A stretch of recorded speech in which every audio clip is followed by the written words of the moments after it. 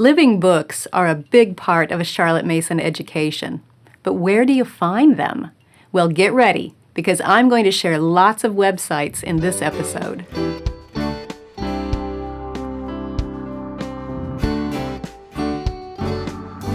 Welcome to the Simply Charlotte Mason podcast. I'm Sonia Schaefer.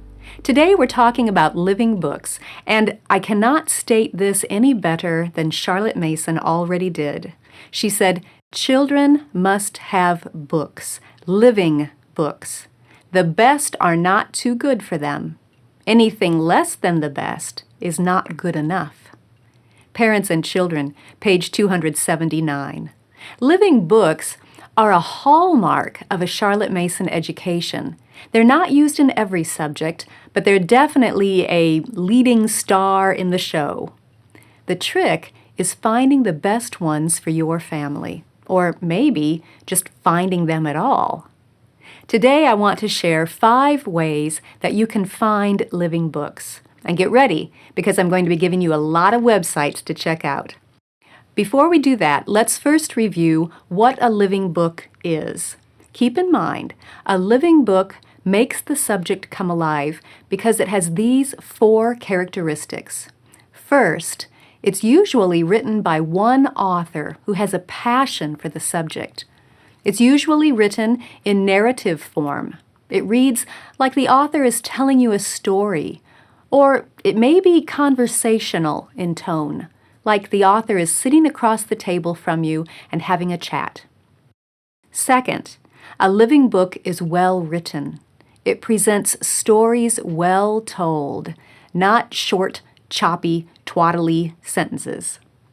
Third, it touches your emotions. It fires your imagination. You can picture what the author is saying in your mind's eye. And fourth, a living book contains ideas, not just dry facts. There are ideas in that book that will feed your mind and heart, that will shape who you are as a person, and often spark other ideas of your own. When you find those 4 components in a book, it's a living book. So, where do you find them? Way number 1. Check out the Simply Charlotte Mason favorites. Now, I'm mentioning this one first because I know which books are recommended there. They're some of my favorites, ones that I've used with my children or that I wish I had used with my children. In the Simply Charlotte Mason bookstore, you will find some that we have published, but if you follow the links on our SCM Curriculum overview, you'll find hundreds of living books that we recommend, divided by age groups and school subjects, along with links of where to find them. But those are only some of our favorites. Many, many more living books exist and can be used in a Charlotte Mason education. So let me tell you where to find more. Way number 2, search the CM Organizer. You can use a feature on our CM Organizer called the Bookfinder. The Bookfinder is a huge database that contains more than 1,500 living books that we personally like and probably own, plus thousands of other living book suggestions that have been submitted by other Charlotte Mason moms. Now, because this is a community-sourced database, we can't vouch for all of the titles that other people have added. You'll want to preview any book that you're not familiar with, of course. You don't just take someone else's word for it.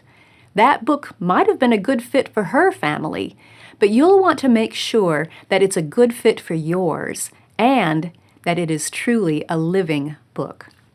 And if you want to see only the titles that the SCM team has personally entered into that Bookfinder, just look for the little SCM beside the title. You can also sort by SCM recommended to arrange the search results with our titles at the top. As far as I know, there's no easier way than the CM Organizer's Bookfinder to search for living books by criteria such as geographical location, historical dates, key words, school subjects, grade levels, You can't do that sort of thing at Amazon or on your local library's website. The Bookfinder is free, so use it as often as you like. In fact, you might want to bookmark it. We made sure that most of the book listings contain a link to Amazon so you can take a look at the sample.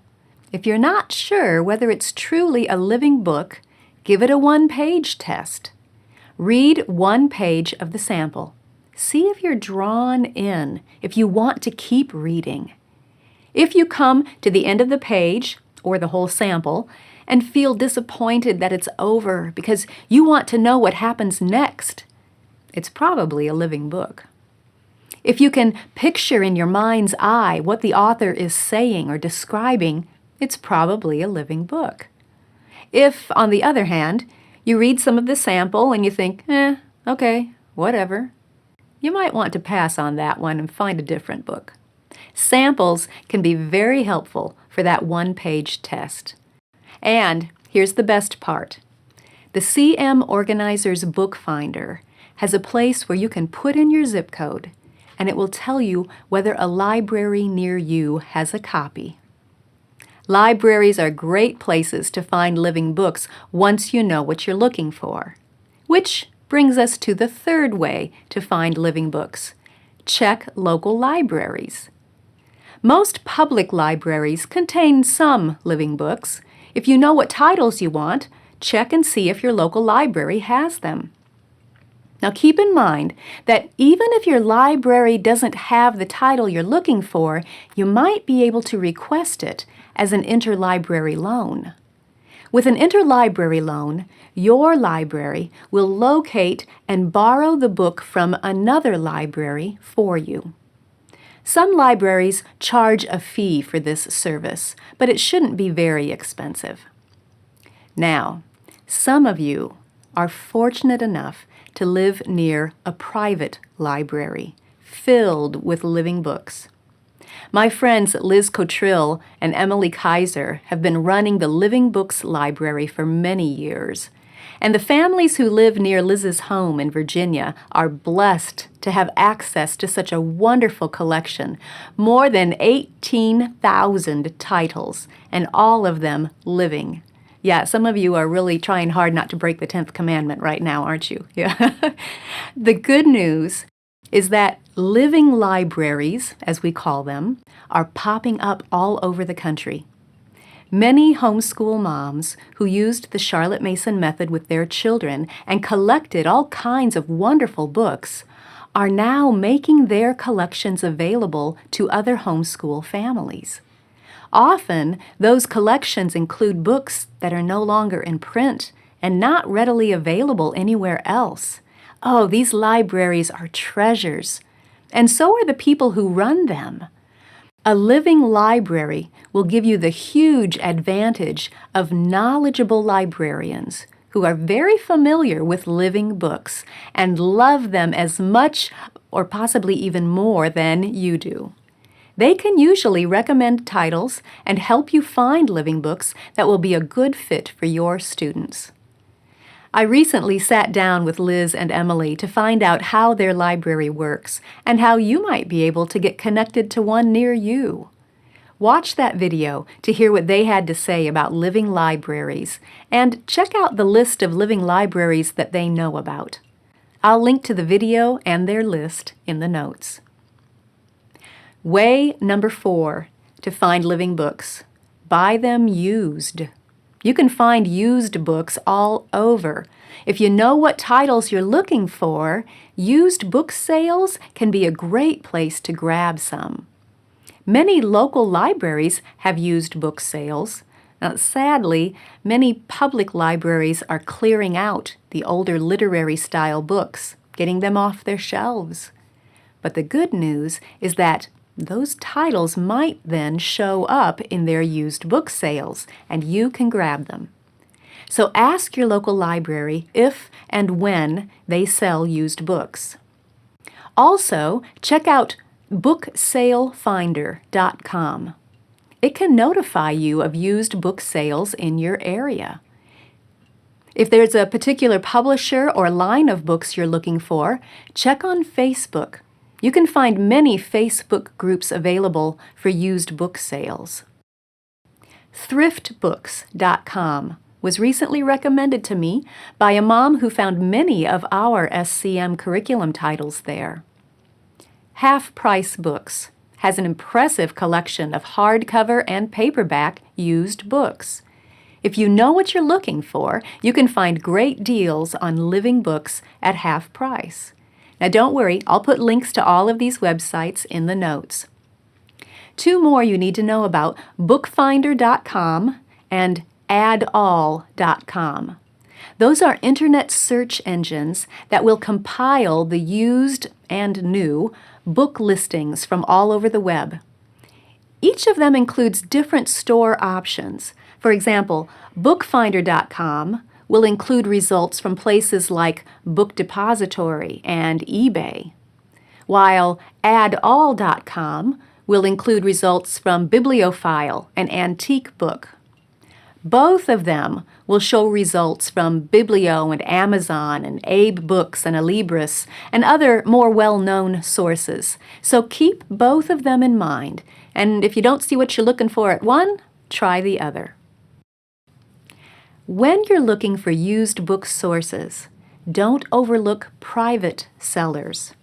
I'll tell you about two whom I've gotten to know over the years and can recommend wholeheartedly. Dan Glaeser is a wonderful used book dealer based in California. He has a great knowledge of children's literature and living books. If you're looking for a vintage or hard-to-find title, Dan probably has it.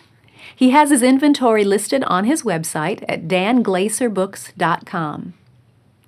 Jan Bloom is another fabulous resource when it comes to children's literature. She's written two great guides called Who Should We Then Read? Her massive inventory is not listed online, but if you're looking for a particular book, you can email her through her website, booksbloom.com, and ask if she has a copy. Check the show notes for those links. And here's the fifth way to find living books. Search for free e-texts. Many older books that are no longer under copyright are available as free e-texts online. If you know what you're looking for, here are some websites that could be very helpful. You could search by book title or author on these sites. Look at Gutenberg.org. They have more than 57,000 free books available in a variety of formats. Google Books provides scans of books that are out of print. Look at the Baldwin Online Children's Literature Project.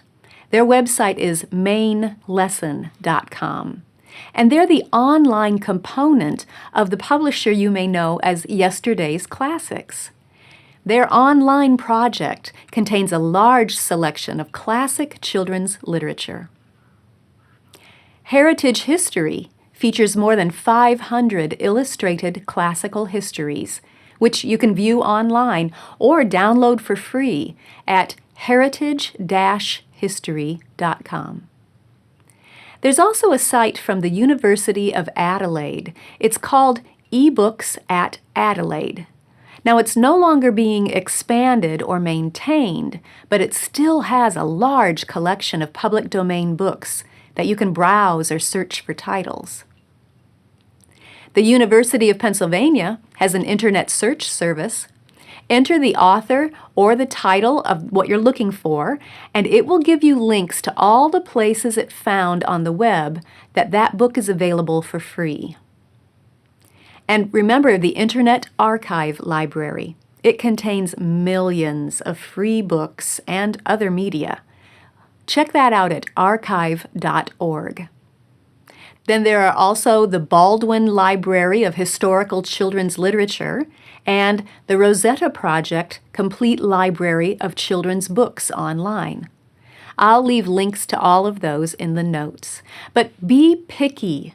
Remember the characteristics of a good living book, especially when you're looking at those children's historical books. You're going to find a lot of twaddle. gives you a new appreciation for why Charlotte took such a stand against dumbed-down books. There were a lot of them in her day, just as there are in ours. So just keep in mind that not all listings on a children's literature site will be living books. But if you know what you're looking for, you can find some gems. Okay, I've been debating whether to give you one more bonus way to find living books. Sometimes I hesitate to even mention this one because many Charlotte Mason homeschoolers feel strongly about their personal book collections, as I do. But here goes. If you have a great relationship with a friend, and if you can be trusted to return the book in good shape, and if you have the money for the security deposit, no, I'm just kidding, but you might be able to borrow some great living books from friends. But make sure you return them. Do you know how many books I've lost over the years because somebody didn't return a book I let her borrow? I'm not bitter. But if you have a friend who trusts you with her book, be sure you maintain that trust by returning it. And maybe take her out to lunch to say thanks. Just an idea. So, those are the places where I like to look for living books. How about you? Do you have a favorite place that you like to go? Leave a comment and let me know. I'm always eager for a good living book hunt. If you enjoyed this video, subscribe through iTunes, Google Play, YouTube, Facebook, Instagram, or your favorite podcast app so you don't miss an episode. You can also subscribe to the audio version of this podcast or read the blog post on our website at simplycharlottemason.com. All of those links will be in the notes, along with links to all of the websites that I mentioned in this episode. Thanks for joining me. See you next time.